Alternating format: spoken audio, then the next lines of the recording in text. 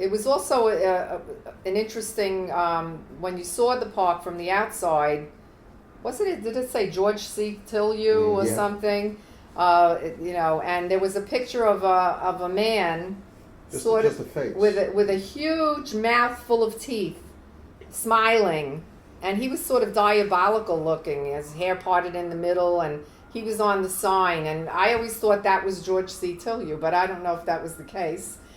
He might just have been some kind of the amusement clown. yeah, the clown or something that was up there. I believe the park might have been built in the early 20th century, wouldn't you say? Yeah.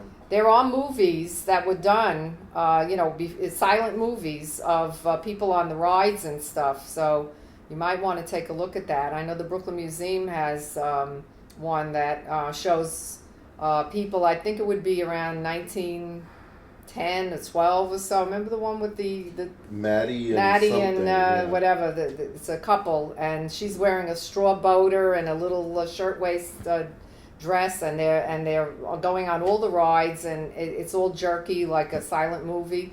But it's just an amazing thing. Somebody had the foresight to film it at the time.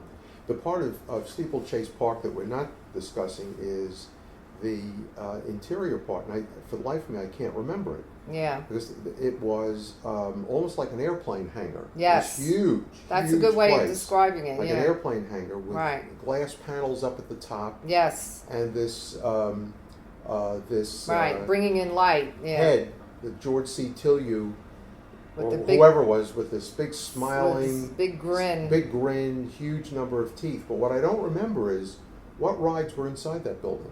That's what I don't remember. They had those slides. Remember, they were made of like mahogany wood, like just beautiful. Not today they do it in plastic and vinyl and whatever. These was huge slides that were like maybe a story high, and they had undulating, dips and whatever, valleys and dips, whatever, as you came down. The problem was you could get wood burns as you were coming down the slide. You're on wood, and if you put your hands down or whatever, people used to get all these burns on their hands, and stuff. And I remember that there was even one where you kind of like would spin around, sort of like a roulette table, where you see the dice going around.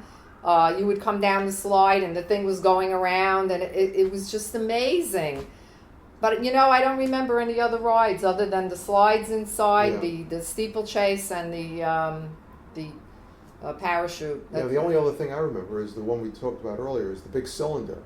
Must have been about a 10-foot diameter cylinder, and you were supposed to walk through it, but you couldn't. Right. It was rotating. Oh, I forgot about it. Which would cause you to tip over. Yes. And then you'd sort of crawl along the thing to get to the other end of it. Oh, I haven't thought of that in years. That's the only other one I remember. That's right.